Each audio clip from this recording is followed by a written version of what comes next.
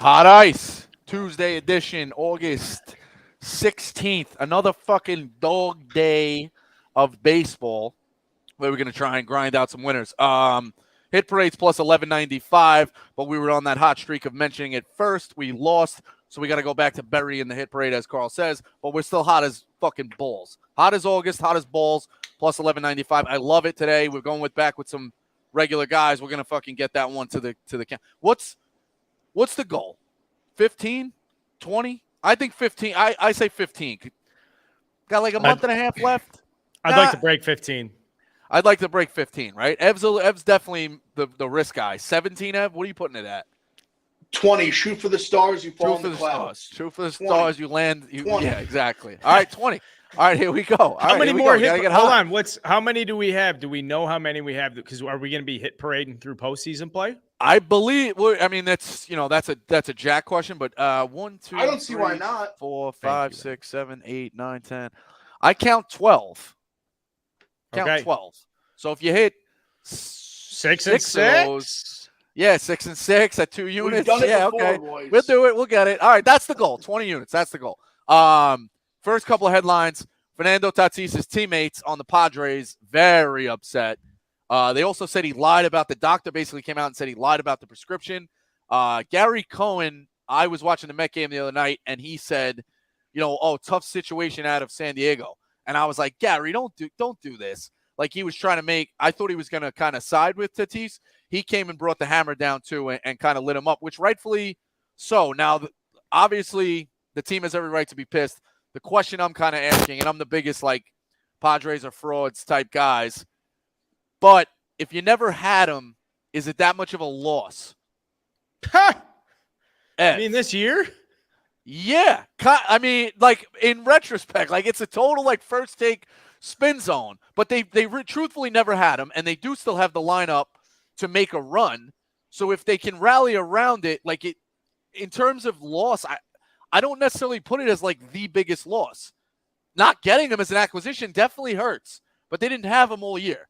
What's your take on the suspension? What's your take on not having them? Ev, I think Carl's going complete opposite what I just said. He's saying this the wheels are working. I love it. Listen, I'm spinning here. I love this. My job is you're sitting there fastball, and I'm throwing you a slider away, and I'm watching you adjust. That's how this is going to work. Ev, what is your take on this? I mean, obviously it's tough. I tend to kind of agree with you a little bit. I think if there was a time for him to get suspended for something like this, I think now is the time. I mean, he obviously said he hasn't played, so it's kind of been his part of the team. I almost think the way the Dodgers have been this year, but the Dodgers are going to continue to be good. But that's besides the point. I think this is kind of they just made the big trade. You can kind of almost chalk this up as a wash year. I mean, they're still going to compete for the playoffs. Obviously, they're extremely talented. But I think you regroup. He's gonna miss some games next season, correct? I mean, there's not 80 games left. This is the question I have. Why? So if he's ready to go tomorrow, does the 80 games start then? I say no. I say he should have to sit out the full first half next year. Because you think he should just play this year? Think about it. If he's not going to get on the field tomorrow anyway, he could just say, "Oh yeah, I'm ready to go," to start the clock. That's bullshit. He should have to sit out the whole first half next year. Because then who's to say he could actually what? This is negotiated. It's a big thing, I think, with the players' union is if we're on the IL and we're taking stuff and we're rehabbing and we get popped on a test, we don't have to. We can't. I think that's a thing, right? They don't have to. Yeah, I again, we'll look into that rule. But my thing is of course he's going to say I'm ready to go tomorrow. Because I think even, for example, if you get in a brawl and you get hurt or something, you get suspended. You don't wait till the guy's healthy to suspend him. He's just suspended X number of games from that point on. I think he's going to miss 48 games, however many games they play in the postseason, and then apply that next year. I don't know if he's allowed to go to spring training, though. So that's interesting. Is he can he go? Yeah, I think that's bullshit. I think he should have to sit out the 80 next year. I agree with you, Rico. I think that he should be harshly punished. I do. That's where I'm at. Now, the ringworm excuse is obviously brutal, but I don't know if his agent's hey, man, the Padres could void this contract. Now, why would the Padres void this contract anyways? No. They gave it to him last year. He shows up. He plays in 130 games, finishes fourth in MVP voting. Absolutely electric. by all measures, anybody who's played with him or against him and says he's like the most talented guy you've ever seen on a baseball field. Now it's just a matter of getting him on the baseball field. You hit the nail on the head. There's a time for this guy to get suspended. It's now. Let me tell you about this contract. Okay, $340 million, 14 years. We're in the second year of the deal. In the first year of the deal, he got $1.8 million. This year, he's getting like $5, whatever it is. So you could just say first 2 years on the deal, he's on the books for like $8-9 million bucks. Next year, throwing another $7 million. So there's like $15 to $16 million cash out of your pocket for the first 3 years of Fernando Tatis on the deal. The last 6 years of this deal, $37 million a season. Now, people might say, why is Carl talking so much about this? He signed the deal when he was 22 years old. You saw the comments from his father, who basically make it seem like he was raised to be thinking he's the biggest superstar in the world. This guy has to get some adversity, and he's never tasted it.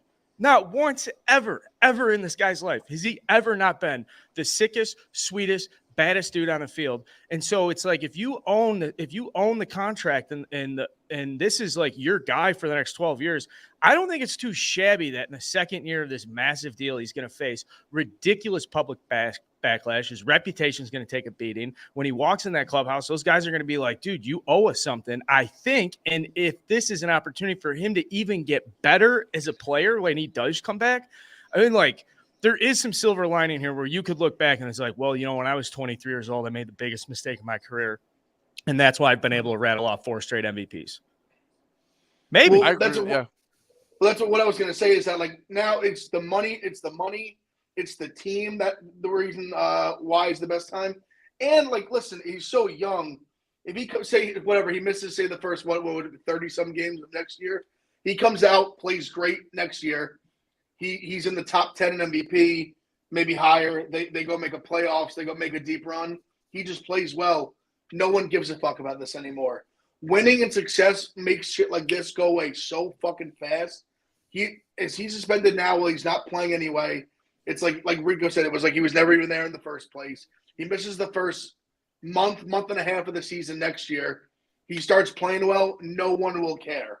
Literally, no one will care. They won't forget about it. But the opposing fans might chirp him a little bit about it, but give it like a few months of good baseball at him, Padres fans won't care. His teammates will be over it. They will. There's definitely a little trust factor as well. But I agree with you. Winning cures everything. They're built to win. They could still get this going. We saw the Nationals and Braves muddle through 2 seasons the past couple of years and go on to win the title. So maybe the Padres threw away the first couple 100 games, they could still get hot. Go ahead, Carl. If he plays like conspiracy theory. Yes, if he plays like shit. If he plays like shit, that's a whole other thing. But I'm inclined to believe he's going to play well when he's on the field. We've literally only seen him play well when he's on the field. Right. He's amazing. He's amazing. I don't think that can be overstated. This isn't like, oh, he could have a down. There are no down years for this young baseball player. I can assure you, if he is on that field healthy. I was just going to float out a conspiracy theory here. A lot of people have been trashing MLB owners, rightfully so. This is a tough one. This is just conjecture, speculation, and a hypothetical for entertainment purposes. But like, whoa, what if the owner is like behind all of this, or like the front office is behind all of this, knowing Tatis wouldn't come back and be effective enough to help the team? How can they give him like a wake-up call? And they've got rogue agents at play giving him, what if he did have ringworm? What if it's all legit and it's just like espionage? They called in the CIA. I don't know. I love, that's like when you used to, I'll never forget. It's basically entrapment. In high school, the kid, the fucking dean, he tells the kid it was a problem maker, like problem asshole, like one of the good kid, like funny kid, but asshole. He says, no, come in the elevator. He's like, you sure? I don't need a pass? He's like, no, he gets in the elevator. They hit the thing. They go up. He goes, where's your pass? He's like, what you told? And he goes, I got to write you up. Fucking, he basically set the fucking kid up. I love shit like that. So that's, it's another time the guy was like, what, he's like, I'm thinking about getting a new cell phone. Like, what's your cell? He's like, oh, I really like this one, the I-95. Yeah. He's like, pulls it out. He hits the ringtone. He's like, you can't have your cell phone out in class. He takes the fucking, like, just setting guys up. I love that. Mm-hmm. If that's what's going on and Tatis is dumb enough for it, like, yeah, take the pill. I'm great. I'll tell you what, that would be a phenomenal dark twisted move. Say for a guy 10 years into his 15-year contract and he's not playing well, you want to save about 80 games of money. Get the guy popped for fucking steroids or some shit. Save like $20 million. Listen, this is I hate to do my now my brain's spinning. Worse and more malicious stuff has happened in the world of not even professional sports, pal. Okay, we're talking lower levels where it's supposed to be right here, and way worse stuff happens. Thank you, Carl. Carl, can you stand up real quick and just put a 1 down in between your legs, because I'm going to throw my fastball real quick here. Thank you very much, Ev. I don't know if you know.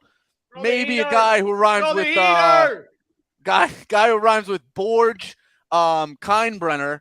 Maybe he went after Dave Winfield so that he didn't have to pay his contract and basically extorted him. That was the second time he was suspended. So owners, they do now. Again, that's if you want to color between the lines, that has happened. You could go look into that. Well, this Borge character you speak of, I'm not familiar with him, but if I was, I would say it sounds like a sharp businessman and a guy who wins a lot of baseball games. Fair enough. All right, fair enough. We went long on that one. It's a great one. Brewers fans are pissed after the Josh Hader trade. So Taylor Rogers was the guy they got, right? The closer. He gives up a homer to – what'd you say?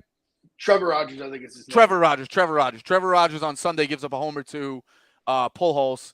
They lose last night to the Dodgers. The quote from a Milwaukee beat writer, Todd Rosiak: "In 12 years covering the team, I've never experienced the uproar that the trade has brought about amongst the fan base. I would say it's 98% negative, 98% negative toward the move." Hader was the backbone of the team. I've heard that on a couple of broadcasts. The Brewers in a tail. I said the Cardinals were going to win this division by 5 games, but maybe the Cardinals are more mediocre than we think, because that division keeps going like 1, 1.5, 2. Like, Cardinals won't pull away either. Carl, you're the Central guy. You know it. What's the buzz out in Brewtown? And are both of these teams just kind of not that, like, who's less worse is going to win this division? Yeah, I mean, it's tough. These guys, the rest of the division, the other 3 teams at the bottom, trash, are nearly the quality that you have at the top. I don't know what it has throughout the course of the season of these guys, like, really the Dodgers. I don't want to read too much. 54 games on both teams' schedule are against teams that are bottom of the league. For Hader, you bring up a great point, and I think he has a huge impact and influence on the bullpen because he's an outspoken, lively guy who gets the job done with forcing fastballs only with a ridiculous success rate. And so when you take that character and you put him in a bullpen and you throw guys around him and you're getting loose and you're talking about the team and you have that kind of leader impact where it's like, dude, I'm out there just gassing 98 down. Like, you have this, it is a sense of fearlessness that can get into the bullpen, which I think has permeated and gone through the Brewers bullpen and throughout the pitching staff. And that's also a credit to Brandon Woodruff is a bulldog, and Corbin Burns is one of the all-time technicians. Corbin Burns over there working on pitches left and right, and Brandon Woodruff's over there doing squats in between, just running, just trying to get red. You have such a good mix. So to take Hader away from that, if it bothers the team and it bothers the fans, that just puts pressure on the Brewers that they this is such a bold move. And honestly, to make that move, they must have not had that much respect for the Cardinals. So it's a good read where you're well, maybe they just think they can get that division anyways. I don't know what's going to go on with this third wild card spot, right? So can we just talk for a second that the top one is going to be the Mets and the Braves. The second one is going to be the Padres. And then the third one is Philly's in it right now. They have a 1.5 lead. When they made that trade, maybe they were more certain that, hey, the worst case scenario, if we do make this trade, is a 85% chance at the wild card, where if we don't make the trade, our worst case scenario is a 90% chance of the wild card. I don't know if that was on the table, but to your point, the NL Central is a snooze fest. So is the AL Central. And it feels like NBA early 2000s, where it's can we just take those 4 teams and go to the championship series? But again, I'm wrong. The Braves did it last year. So, well, it will be exciting with the division race, but you're right. It's kind of, it's a fucking slow rate. They're the weakest of the pack. It's just who's not going to get eaten in the playoffs is really how it goes. I'm sorry, one more thing about the Brewers too. Sure, but it hurts. Real Yes. quick. The Yes, Phillies I'll be have as now quick as possible. The Phillies have now moved into the 2-hole in the wild card. The Padres are a half game back from the Phillies, and the Brewers are 2 games back from the Padres. So you talk about the Padres like free falling. So we just wanted to correct the standings. Go ahead, Carl. Definitely. So if you're a Brewers fan, I think a huge source of the frustration and like Ev, just think about this as a Yankees fan. Like the Brewers have been in the playoffs and have been in contention for the playoffs and have the starting pitching and have the back end bullpen, which are like the hardest things to go into the playoffs with. And so at the trade deadline, like there are bats and you have a DH now, and like there are ways to make the offense better. And if you're a Brewers fan, you have every right to be pissed that they didn't make the team. Like they didn't drastically or at least improve upon the team. And if you're going to compare that to the Orioles, they're still figuring out what they got. They're like 2 completely different organizations at this point. So I think Brewers fans have every right to be pissed off, but that doesn't change the way I read the Brewers today. Yeah. If you can take it, I'll make one point again, not to make it about the Mets, but it was very clear. And they said it on the broadcast. They were like, everyone's looking to make this big splash, and Contreras and I forget who even, like Castillo or all these names that were out there. That would have cost us bigger pieces, probably a guy in the lineup right now. They said the team gets along really well and they like each other. If we have to bring a guy in, it means we got to get rid of a guy, and we don't want to fuck with the chemistry. And Vogelback and Naquin came in for very small pieces. Like J.D. Davis was the least of, he's been here the fewest. Like he's not a core guy. So, all right, we get rid of him. But we're not getting rid of Nimmo or, like guys who are define the team. And at the end of it, it's like, all right, it's us still together. Like we're still in this fight. So that says something. When the Brewers abandon that, you see how quickly it flip sides. Ev, you can kind of close it out on that.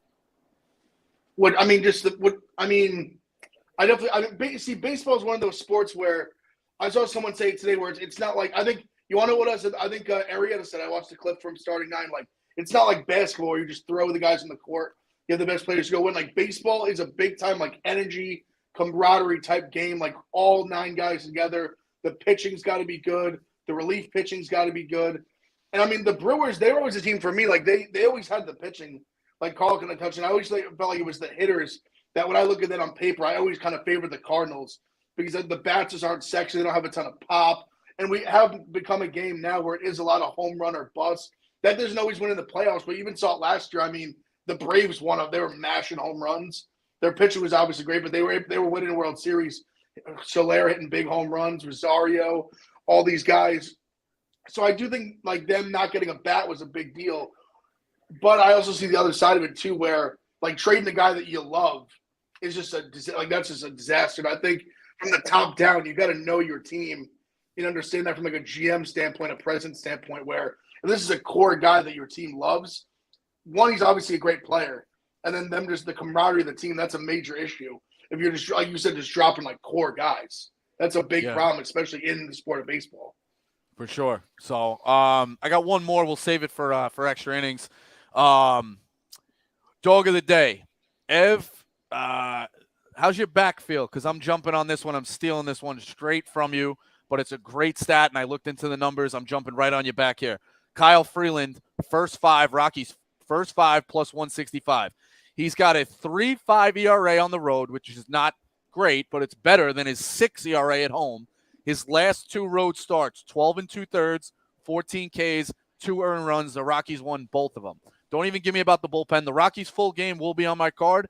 I am jumping on the Rockies' first 5 plus 165. They also kill Quintanilla. They hit guys. They hit him really well. I got a Rocky in the hit parade. They hit him really well. I'm on the Rockies. Ev, if you go ahead, are we lined up correctly here? What's your dog of the day? Well, yeah, I mean, you stole my pick. It's that simple. That was my stat. I found Freeland on the road, and that you took my pick literally word for word, my spiel, everything. You took it all. You literally even to the point playing the full game. That's also on my card, like word for word, verbatim.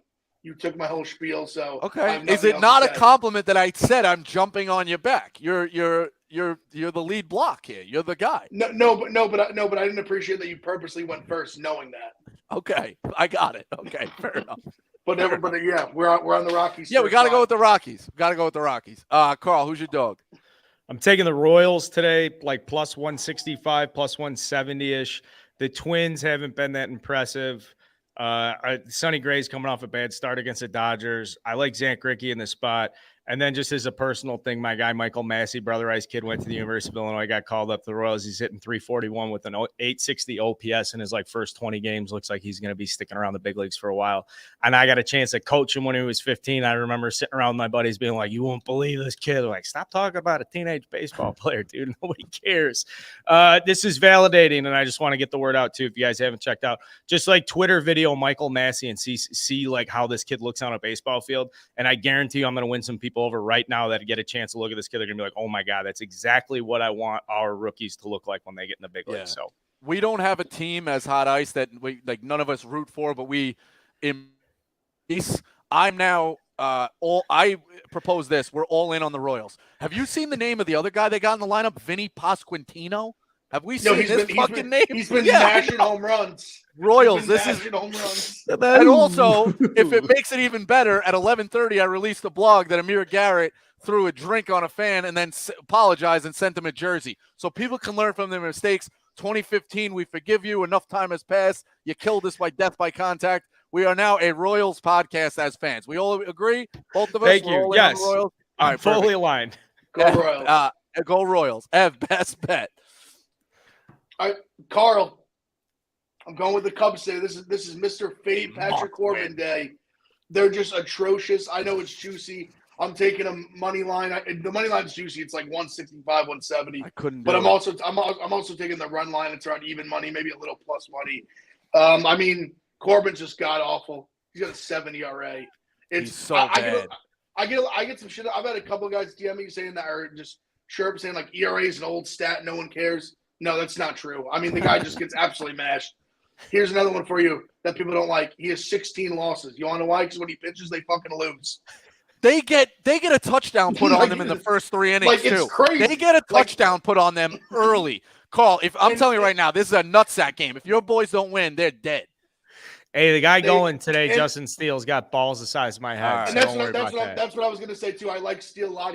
He's been good to me this year. Back in the Cubs when he's pitched.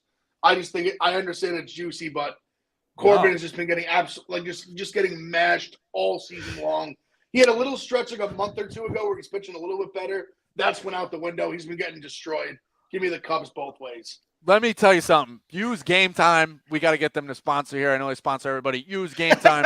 But if you can go to the game when your team is facing Patrick Corbin, it's fucking awesome. I went again. I call it a pool game. We were up so much you could jump in the pool and come back and be like, "Oh, hey, we're still at bat here, and we're scoring another 8 runs against the shitbag out of the bullpen."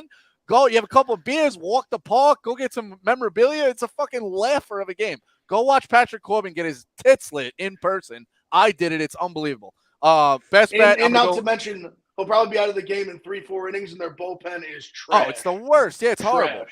Astros minus 127. Cease versus Verlander. This is a game Carl loves where he just sits there and the umpire's going strike, strike, strike all fucking day long. The Astros blew it last night. I do think they're the best team in baseball. Verlander on the road, 1.58 ERA, 74 innings pitched, 68 strikeouts. His last road loss goes back to June, was against the White Sox, 7 earned runs in 3 2/3. He got his tits lit. I think he bounces back. He's a grudge guy. I'm in on Verlander. Carl, best bet to round this out. I've met Patrick Corbin. He's a nice guy, and he was good to me when we hung out at the bar. And everything you said about his ERA is true. And you know what? I will get my best bet, but I do want to say this best bet is brought to you by a great point that was brought to us by Big Ev. Losses, ERA, the reason the advanced metrics exist is because people sat down and was like, we need to know more. Because there's too much parity. You could just say you don't have to go down to the advanced metric path all the time. You could just look at 2 players and be like, oh, wait a second. Yeah, no, that guy just isn't as good as the other guy. And I think that's where Patrick Corbin brings that spirit back to me, where it's you just look at the season he's putting up right now. And guys, just keep the FIP at home. I don't need an adjusted ERA plus. Right. We could just look at the wins and losses. I'm taking the Brewers today, -120. We talked a lot about them. That's why I was so long-winded, because I had been doing my homework on the Brewers. The Dodgers are throwing a guy out. The Dodgers have been playing a lot of Central teams lately too, just getting a taste of different baseball. They don't like Brandon Woodruff has an opportunity here, obviously big time against the Dodgers pitcher. I don't think this guy's made a start before. If he has, he doesn't pitch very much. Zapoy? Ugh. The fact I can't say his name means it's like you just look at this one. And the other thing is, I think if you see where the Brewers are at, you're like -120 against the Dodgers. A lot of people are going to think that's gross. I don't. I like Brandon Woodruff today. Yeah. Close this out real quick. Got like 2 minutes. The hit parade is going to be priced plus $11.95. I'm giving you Charlie Blackmon. Carl is giving you Jose Altuve. And Ev is giving Dansby Swanson, who I'm terrified. I think the Mets are going to be the headline Thursday. I'm telling or next Tuesday. I'm telling you right now, the lead's going to be a game. A fun one that does kind of involve the Mets.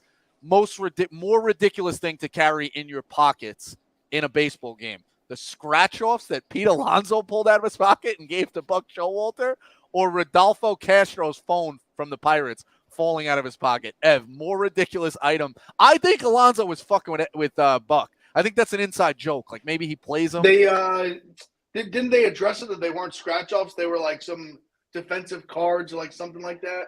Really? I thought yeah, I could have swore I read. All right, then we all got hoodwinked.